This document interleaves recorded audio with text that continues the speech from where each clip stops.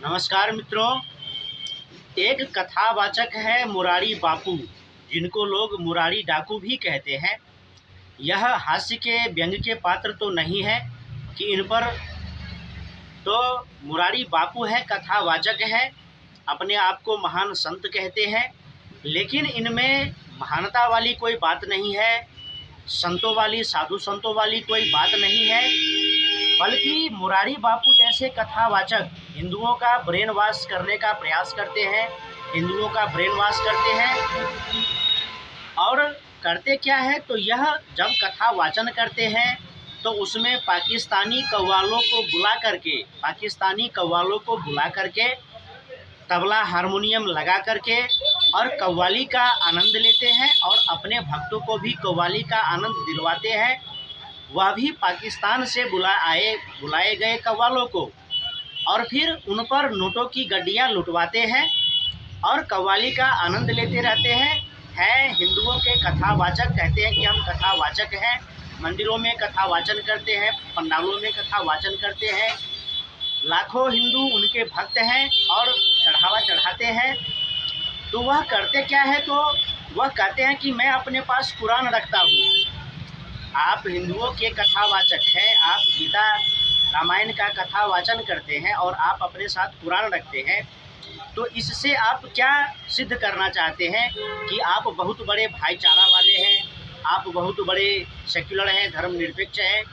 आप धर्मनिरपेक्ष हैं, आप कुरान रखते हैं अपने पास, तो फिर हिंदुओं के बीच में आप कथा वाचन क्यों करते हैं? आप कुरान रखते हैं तो आप जाइए, आप मुसलमानों के बीच में कथा वाचन कीजिए। और सबसे जो विचित्र बात है कि यह काला वस्त्र धारण करते हैं। सनातन हिंदू धर्म में काला वस्त्र कहीं नहीं है। काला वस्त्र भूत प्रेतों का होता है, काला वस्त्र प्रेतों का होता है। रात के अंधेरे में आप देखते होंगे भूतिया फिल्म, तो उसमें भूतों को या तो सफ़ेद में दिखाया जाता है या काले कपड़ों में दिखाया जाता है। पश्चिम की सभ्यता संस्कृति में आसुरी शक्तियों को, बुरी शक्तियों को काले के रूप में दिखाया जाता है, काला कपड़ा में ढके के रूप में दिखाया जाता है। और बुर्का भी काला ही होता है, बुर्का मुख्य रूप से काला ही होता है। और मुरारी बापू कुरान तो रखते ही है, और जो बुर्के का एक प्रतीकात्मक रंग होता है काला, तो वह काला धोती पहनते हैं, काला अंगवस्त्र रखते हैं और एक बनियान पहन करके, साधारण सा एक बनियान पहन करके, जिस प्रकार से गांधी जी एक बनियान पहन करके महात्मा बन गए, उसी प्रकार से मुरारी बापू भी एक बनियान पहन करके और बुर्के के प्रतीक के रूप में काला धोती, काला अंगवस्त्र लेकर के, कुरान लेकर के हिंदुओं के बीच में बैठते हैं और अपने भक्तों से कहते हैं कि अली मौला करो, अली मौला करो। और जब अजान होता है तो उस बीच में तो प्रवचन होना ही नहीं चाहिए, उस बीच में कथा वाचन होना ही नहीं चाहिए। तो यह जो मुरारी बापू जैसे ठग हैं, इन ठगों से हिंदुओं को सावधान रहना चाहिए, क्योंकि यह लोग हैं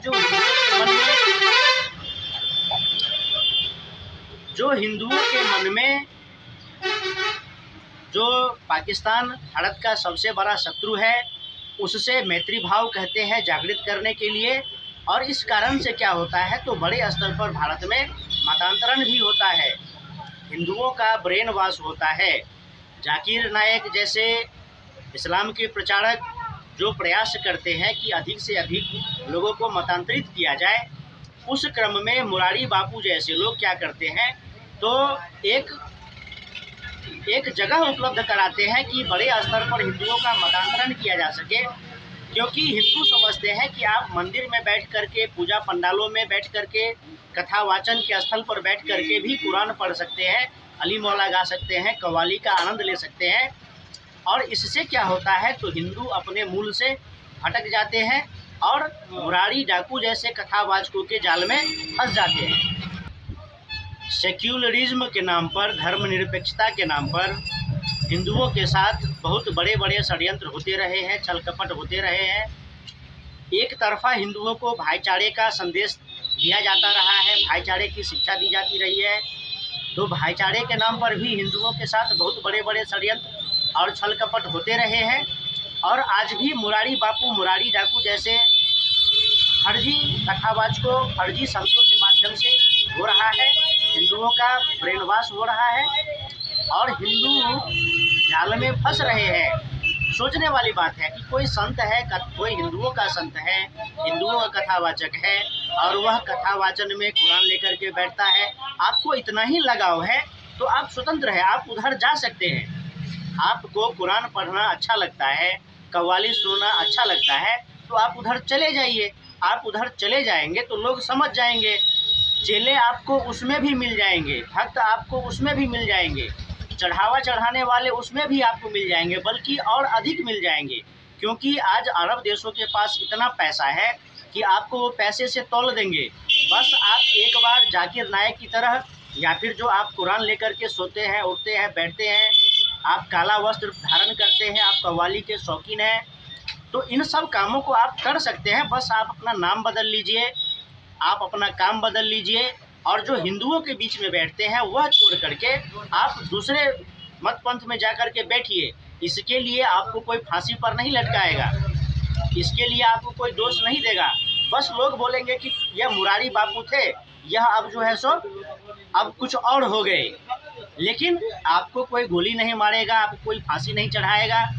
लेकिन यह जो आप बीच के दोगले बने हुए हैं कि आप रामायण का भी वाचन करते हैं, गीता महाभारत का भी वाचन करते हैं और कुरान लेकर के सोते हैं, उठते हैं, बैठते हैं, जागते हैं, अली मौला गाते हैं, तो यह जो दोगलई करते हैं आप हिंदुओं के बीच में बैठ करके, हिंदू मंदिरों का उपयोग करके, हिंदुओं के कथा पंडालों में हिंदू मूर्तियों को रख करके जो हिंदुओं को बेवकूफ़ बनाते हैं, उल्लू बनाते हैं, स्वयं दोगले बनते हैं और बाकी हिंदुओं को भी जो दोगला बनाते हैं, इससे हिंदुओं का ही नुकसान होता है, बाकी किसी का नुकसान नहीं होता, हिंदुओं का नुकसान होता है। तो आप जो हिंदुओं का इतना बड़ा नुकसान कर रहे हैं वह कृपया करके नहीं करें, या तो इधर के रहें या तो उधर के रहें। आप भगवा वस्त्र क्यों धारण नहीं करते? आप गर्व से क्यों नहीं कहते कि गर्व से कहो हम हिंदू हैं, हम हिंदू हैं और हमारे हाथ में रामायण होता है, हमारे हाथ में गीता होता है। हम गर्व से कहते हैं कि हमारे हाथ में गीता होता है, लेकिन ऐसा ना करके आप गर्व से कहते हैं कि हम कुरान लेकर के रहते हैं।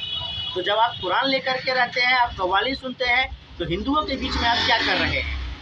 तब तो आप हिंदुओं का मति भ्रष्ट कर रहे हैं।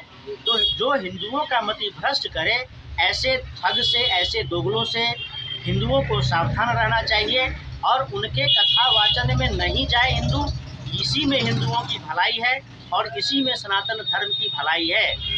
क्योंकि काला वस्त्र पहन करके, हाथ में कुरान लेकर के अली मौला गाते हैं और वहाँ सैकड़ों हजारों हिंदू जाते हैं कथा सुनने के लिए। तो हिंदुओं को ऐसे साधु संतों से, ऐसे फर्जी नकली साधु संतों से सावधान रहना चाहिए और इनके कथा वाचनों का बहिष्कार करना चाहिए। और हिंदू संगठनों को भी चाहिए कि किसी भी मंदिर में मुरारी बापू जैसे लोग प्रवेश न कर पाए, किसी भी मंदिर में मुरारी बापू जैसे लोग प्रवेश न कर पाए, क्योंकि यह मंदिरों को भ्रष्ट करते हैं, हिंदुओं को भ्रष्ट करते हैं। स्वयं का इनका आचरण ठीक नहीं है तो फिर यह हिंदुओं का आचरण क्या ठीक करेंगे? सेक्युलरिज्म के नाम पर, भाईचारे के नाम पर, धर्मनिरपेक्षता के नाम पर हिंदू पहले भी मरता करता आया है, लुटता पिटता आया है और अब कथावाचक साधु संत के नाम पर हिंदुओं को मारने काटने का, लूटने पीटने का षड्यंत्र किया जा रहा है।